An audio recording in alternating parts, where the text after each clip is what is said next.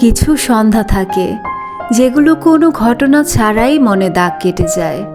আকাশ তখন খুব চুপচাপ, হাওয়াও ধীরে কথা বলে, আর মন নিজের ভেতরের কথাগুলো শুনতে শুরু করে।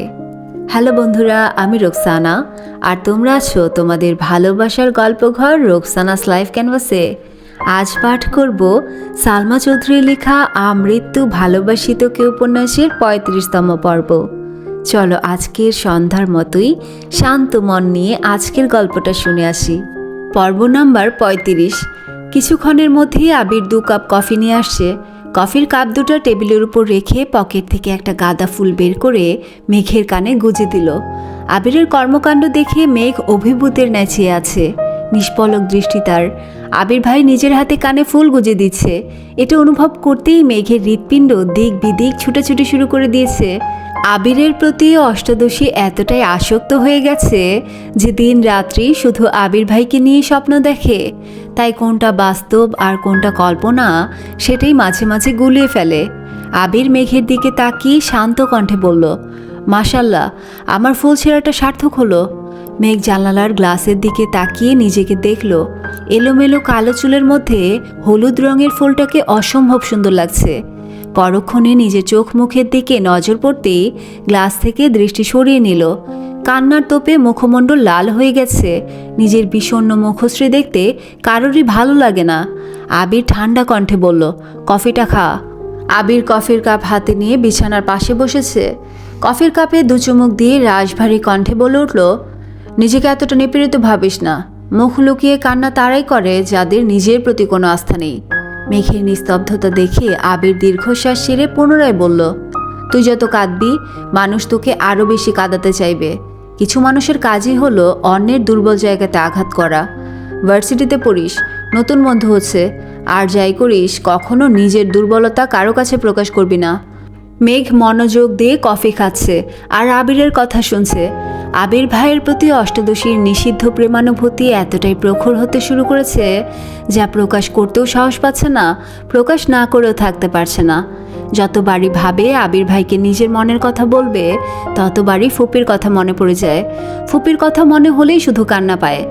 আবির ভাই রাজশাহী চলে যাবে শুনে এমনিতেই মন খারাপ ছিল। তার মধ্যে সন্ধ্যাবেলা জান্নাত আপু কল দিয়েছে।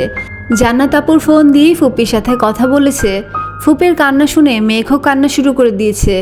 বারবার শুধু মনে হয় এই বাড়ির মানুষগুলো এত নিষ্ঠুর কেন? বড় আব্বু কিভাবে পারছেন বোনকে রেখে এতগুলো বছর কাটাতে? ওনাদের কলিজা কি একটা বারের জন্যও কেঁপে ওঠে না? তানভীর ভাইয়াও তো মেঘের সাথে এত বছর যাবৎ এমনটাই করে আসছেন।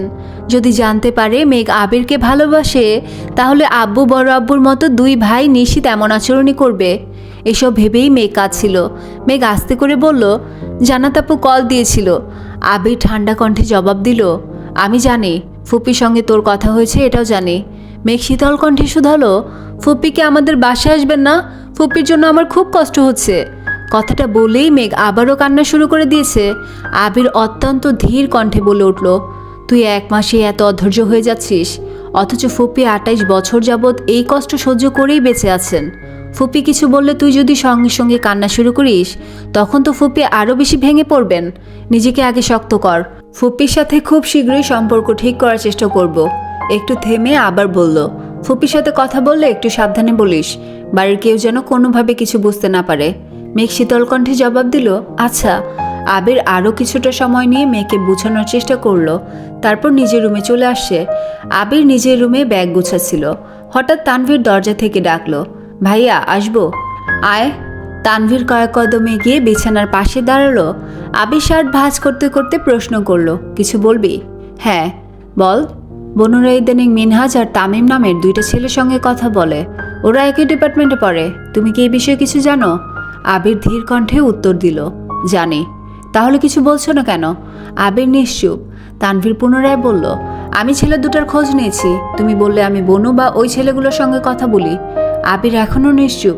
সে ব্যাগ গোছানোতে ব্যস্ত। তানভীর আবারও বলল, ভাই আমি কি ওদের ওয়ার্নিং দিব? আবির ভারী কণ্ঠে বলল, কোনো প্রয়োজন নেই। কেন? এমনি, যদি পারিস আমি ফেরার আগ পর্যন্ত একটু খেয়াল রাখিস। তা তো রাখবই, কিন্তু তুই যা এখন। তানভীর রুম থেকে বেরিয়ে গেছে। সঙ্গে সঙ্গে রাকিবকে কল দিয়ে সব জানিয়েছে। 10 মিনিটের মধ্যে রাকিব আবিরকে কল দিয়েছে। আবির কল রিসিভ করেই গম্ভীর কণ্ঠে বলল, তুই ওকে একই বিষয়ে কথা বলতে ফোন দিছিস? রাকিব চিন্তিত কণ্ঠে শুধালো, তো সমস্যা কি? আবির বিরক্তির স্বরে জানালো, সমস্যা নেই। তুই কি বিষয়টাকে গুরুত্ব দিচ্ছিস না? ওয়ার্নিং দিলে ঠিক হয়ে যাবে। তুই শুধু বল ওয়ার্নিং দিব কি না, বিষয়টা আমি বা তানভীরই সামলাতে পারবো। আবির কণ্ঠ দ্বিগুণ ভারী করে বলল, ওয়ার্নিং দেওয়ার হলে আমি প্রথম দিনই দিতাম, এতদিন অপেক্ষা করতাম না। কিছু বলিস না কেন? তুই কি মেঘের প্রতি? রাকিবের কথা শেষ করার আগেই আবির রাগান্বিত কণ্ঠে চিৎকার দিয়ে উঠল, থাম! মেঘকে ছাড়া আমি আমার অস্তিত্ব কল্পনা করতে পারবো না। ওকে নিয়ে আমি কোনো প্রকার নেগেটিভ কথা শুনতে চাই না। তাহলে বিষয়টা গুরুত্ব কেন দিচ্ছিস না? আমি মেঘকে চাই, আমৃত্যু আমি ওকেই চাইবো। মেঘ ব্যতীত এই আবিরের হৃদয় স্পর্শ করার সাধ্যি পৃথিবীর কারণেই। কিন্তু আমি চাইলে তো হবে না। মেঘকেও বুঝতে হবে ওর মনে আমার জন্য সমপরিমাণ ভালোবাসা আছে কিনা। এই আবির কি মাহাতিবা খান মেঘের হৃদয়ে তোলপাড় চালাতে সক্ষম কিনা, এটা তাকেই বুঝতে হবে। একটু থেমে দীর্ঘশ্বাস ছেড়ে আবার বলে উঠল, কতদিন আর সব কিছু থেকে ওকে আটকে রাখবো? এখন ভার্সিটিতে পড়ছে, চারপাশে কত চাকচিক্যময় পরিবেশ। সব কিছুর ভিড়ে ওর মন যদি আমায় খুঁজে নেয় তবেই না আমার ভালোবাসা পূর্ণতা পাবে। রাকিব রাগান্বিত কণ্ঠে বলল, তোর এই পাগলামির পরিণাম খুব ভয়াবহ হবে, মিলিয়ে নিস। এখনো সময় আছে, তুই শুধু একবার বল। আবির কণ্ঠ 3 গুণ ভারী করে বলা শুরু করলো, জীবনটা তো এমনিতেই তছনছ হয়ে গেছে, ভয়ানক পরিণামের আর কি বা বাকি আছে? তুই বিশ্বাস কর রাকিব, ওরে কাঁদতে দেখলে আমার কলিজা কেঁপে উঠে। মনে হয় আমার হৃৎপিণ্ডটাকে কেউ অবিরত ছুরি দিয়ে আঘাত করছে। আর যখন বুঝতে পারি এই কান্নার কারণটা আমি, তখন নিজেকে বড্ড অপরাধী মনে হয়। এই জীবন তো আমি চাইনি রাকিব, ওকে কাঁদাবো বলে তো ভালোবাসিনি। তবে কেন আমার সাথে এমনটা হলো? রাকিব কথা খুঁজে পাচ্ছে না, আমতা আমতা করে বলল, থাক, চিন্তা করিস না, সব ঠিক হয়ে যাবে ইনশাল্লাহ। আবির আর কোনো কথা বলেনি, ফোন কেটে দিয়েছে। ভোরবেলা রওনা দিতে হবে। ব্যাগ গুছিয়ে ঘুমিয়ে পড়েছে। আবির রাজশাহীতে গেছে 3 দিন হলো। আজকে মালিহা খান ভাইয়ের বাড়ি থেকে ঘুরে আসছেন। মাইশার বিয়ে আগামী মাসের মাঝামাঝিতে ঠিক করা হয়েছে। ততদিনে মিমার আদির পরীক্ষা শেষ হয়ে যাবে। মিমার আদির সামনে পরীক্ষা বলে লেখাপড়া একটু বেশি করতে হচ্ছে। আকলিমা খান ছেলে মেয়েকে পড়ানোতে ব্যস্ত। মেঘ শুয়ে বসে আর টিভি দেখে দিন কাটায়। সন্ধ্যার পর মেঘ টিভিতে প্রোগ্রাম দেখছিল। মালিহা খান মেঘের পাশে সোফায় বসে শান্ত কণ্ঠে জিজ্ঞেস করলেন, তোর ভাইয়ের সাথে কি আজকে কথা হয়েছে? মেঘ টিভির থেকে মনোযোগ সরিয়ে বড় আম্মুর দিকে তাকিয়ে বলল, কোন ভাই? মালিহা খান ভনিতা ছাড়াই বললেন, আবিরের সাথে কি আজকে কথা হয়েছে? মেঘ ঠান্ডা কণ্ঠে উত্তর দিল, আমার সঙ্গে তো কথা হয়নি, সকালে আম্মুর সাথে কথা হয়েছিল। মালিহা খান কিছুটা গম্ভীর কণ্ঠে বললেন, তোরা ভাই বোনেরা এমন কেন? আমার ভাইয়েরা বিয়ের এত বছর পরেও প্রতিদিন কেউ না কেউ ফোন দিয়ে আমার খোঁজ খবর নেয়, আর তোরা এখনই কথাবার্তা বলিস না। তোদের বিয়ে দিলে শ্বশুর বাড়ি থেকে তো জীবনেও ভাইদের খবর নিবি না। মেয়ের কথা শুনেই মেঘের মন খারাপ হয়ে গেছে। বাবা মা, বড় আম্মু, কাকিয়া, ভাই বোনদের ছেড়ে যেতে হবে ভেবে এত বছর বিয়ের কথা শুনলেই মেঘের রাগ উঠে যেত। এখন সবার সঙ্গে আরও একজন ওতপ্রোতভাবে জড়িত আছে।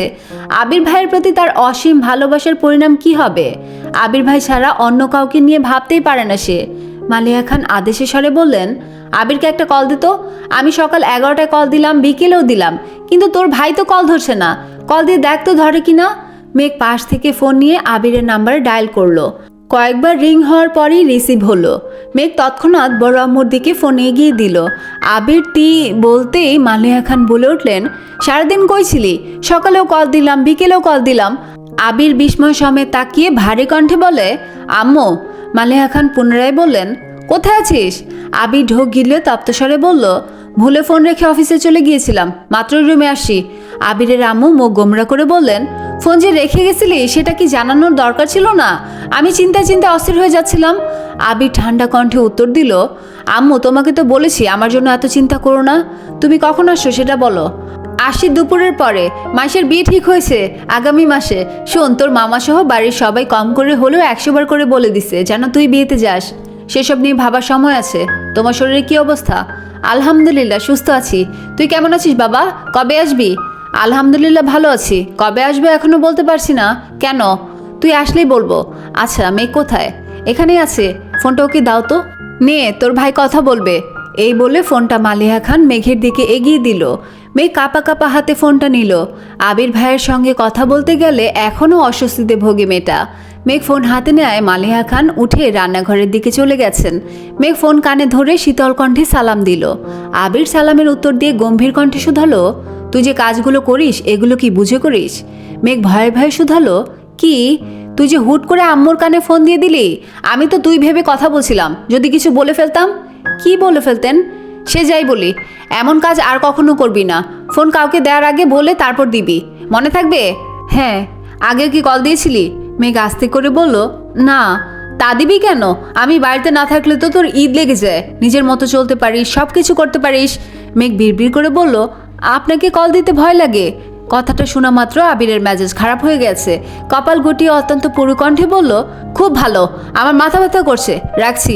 মেঘ আর কিছুই বলতে পারল না। আবির কল কেটে দিয়েছে। অষ্টদশী মন খারাপ করতে চেয়েও করতে পারল না।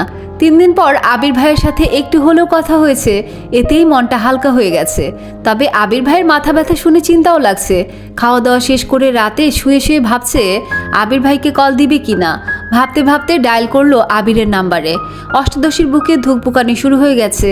বারবার মনে হচ্ছে শ্বাস আটকে আসছে। শোয়া থেকে উঠে বসেছে। আবির ফোন রিসিভ করেই বলল, সরি। কেন? সন্ধ্যার আচরণের জন্য।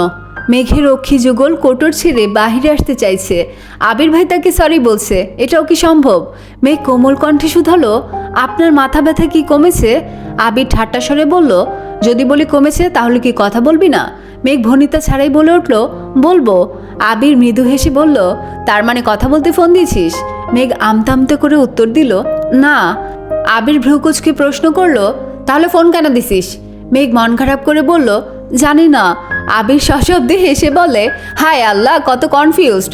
হাসি থামিয়ে আবির স্বাভাবিক কণ্ঠে বলে উঠল, চিন্তা করিস না, খাবার খেয়ে ওষুধ খাইছিলাম, এখন মাথা ব্যথা কমছে। তুই কি করিস? আমি বসে আছি। খেয়েছিস? হ্যাঁ। ক্লাসে গেছিলি? জি। মেঘ মোলায়েম কণ্ঠে বলল, আবির ভাই? সেই সুপরিচিত কণ্ঠে আবির বলে, হুম। মেঘ চোখ বন্ধ করে সেই শব্দটা অনুভব করার চেষ্টা করলো। তারপর ঢোক গিলে নিজেকে সংযত করে প্রশ্ন করলো, আপনি বাসায় আসবেন কবে? আবির নিজে চুল ঠিক করতে করতে বলল, বাসার কেউ তো আমার কথা মনে করেই না, তাই ভাবছি এখানে থেকে যাব। আবিরের কথায় মেঘের অভিমান হলো। মেঘ বিছানা থেকে নেমে বেলকনিতে গিয়ে দাঁড়ালো। নিচে রাখা আবিরের বাইকটা দেখে মুচকি হেসে বলল, আচ্ছা, সাবধানে থাকবেন, দয়া করি ভালো থাকুন, রাখছি। আবির উচ্চস্বরে বলে উঠল, আই ওয়েট। মেঘ মৃদু হেসে শুধালো, কিছু বলবেন? আবির দীর্ঘশ্বাস ছেড়ে উত্তর দিল, কাজ শেষ করতে পারলে পরশু চলে আসবো ইনশাল্লাহ। মেঘ ভাব নিয়ে প্রশ্ন করলো, কেন, ওইখানে থাকবেন না? আবির দা চিবিয়ে চিবিয়ে উত্তর দিল, সেটা সময় বলে দিবে। মেঘ মোলায়েম কণ্ঠে বলল, আমি মজা করছিলাম, সাবধানে থাকবেন, এখন রাখছি। আচ্ছা, তুইও সাবধানে থাকিস। মেঘ বেলকনিতে দাঁড়িয়ে ফোনে আবিরের ছবি দেখায় ব্যস্ত। প্রতিটা ছবিতেই আবির ভাইকে অসম্ভব সুন্দর লাগছে। এত সুদর্শন কোনো পুরুষ হতে পারে? এটা আবির ভাইকে না দেখলে মেঘের বিশ্বাসই হতো না। আবির ভাইয়ের বলা প্রতিটা কথাই অষ্টদশীর হৃদয়ে দোলা দিচ্ছে। এই কয়েক মাসে আবির ভাই অষ্টদশীর পুরো পৃথিবী দখল করে ফেলেছে। এতগুলো ছবি দেখলো কিন্তু একটা ছবিতেও হাসির ছিটে ফোটা নেই। অথচ ওই মানুষটা নিজেও জানে না ওনার হাসিটা অষ্টদশীর অতি প্রিয়। মেঘের মাঝে মাঝে মনে হয়, ফুপির মতো আমার জীবনটাও যদি এমন হয়। পরক্ষণিকভাবে ফুপার মতো আবির ভাই কি কোনোদিন ভালোবাসবেন আমায়? আজ সেই কাঙ্ক্ষিত দিন। আবির ভাই আসবে বলে মেঘ দুপুর থেকে বেলকনিতে অপেক্ষা করছে। অথচ আবির ফেরার কোনো নামগন্ধ নেই। বারবার ফোন হাতে নিচ্ছে কিন্তু কল দেওয়ার সাহস হচ্ছে না। কিছুক্ষণ পর মিম রুমে আসছে। মিম, আপু কি করো? মেঘ বেলকনি থেকে রুমে ঢুকতে ঢুকতে বলল, এমনি দাঁড়িয়েছিলাম। তোর হাতে ওটা কি? মিম, আপু জানো, আমার এক বান্ধবী এটা দিয়েছে, সুন্দর না? মেঘ হ্যান্ড প্রিন্ট করা টি শার্টটা হাতে নিয়ে দেখলো। মেঘ, অনেক সুন্দর হয়েছে। তোর বান্ধবী করেছে? মিম, না, আমার বান্ধবীর বড় বোন অনলাইন থেকে শিখে নাকি করেছে। আপু চলো না, আমরাও শিখি। মেঘ, তোর শিখতে হবে না, সামনে তোর পরীক্ষা না, আমি শিখে তোকে একটা জামা ডিজাইন করে দিব নে। মিম, আপু সত্যি? মেঘ একগাল হেসে উত্তর দিল, সত্যি সত্যি সত্যি। খুশি? মিম মেঘকে জড়িয়ে ধরে বলল, অনেক খুশি। মিম মেঘের রুম থেকে বের হতেই আবিরের সাথে দেখা। মিম হাসি মুখে প্রশ্ন করলো, ভাইয়া কেমন আছেন? ভাইয়া শব্দ শুনেই মেঘের হৃদস্পন্দন বেড়ে যাচ্ছে। মেঘ দ্রুত পায়ে এগিয়ে গেল দরজার দিকে। আবির স্বাভাবিক কণ্ঠে বলল, আলহামদুলিল্লাহ ভালো, তুই কেমন আছিস? ভালো। নিচে তোদের জন্য খাবার রেখে আসছি, যা। মিম চলে গেছে। মেঘের হাতে মিমের দেয়া টি শার্টটা ডিজাইন দেখার জন্য রেখেছিল। আবির মেঘের দিকে তাকিয়ে পরপর 2 বার ভ্রু নাচাল। সহসা মেঘের মুখে হাসি ফুটে উঠেছে। আবির মেঘকে আপাতমস্তক দেখে কপাল কুঁচকে বলল, হাতে ওটা কি? মেঘ টি শার্টটা খুলে দেখালো আর বলল, এটা মিমের বান্ধবী মিমকে দিয়েছে। আবির কপাল কুঁচকে পুনরায় শুধালো, তো এটা তোর কাছে কেন? মেঘ আস্তে করে বলল, আমি হ্যান্ড প্রিন্টিং শিখব। আবির দ্বিগুণ ভারী কণ্ঠে শুধালো, কোথা থেকে? মেঘ চট করে উত্তর দিল, অনলাইনে। কথাটা শুনে আবির স্বস্তির নিঃশ্বাস ফেলল। মৃদু হেসে উত্তর দিল, আচ্ছা শিখিস, যা যা লাগে বলিস আমায়, এনে দিব নে। প্যাকেট থেকে 2টা কিটক্যাট চকলেট বের করে মেঘকে দিয়ে নিজের রুমে চলে গেছে। মেঘ দরজায় দাঁড়িয়ে আবিরের হাঁটার দিকে তাকিয়ে আছে।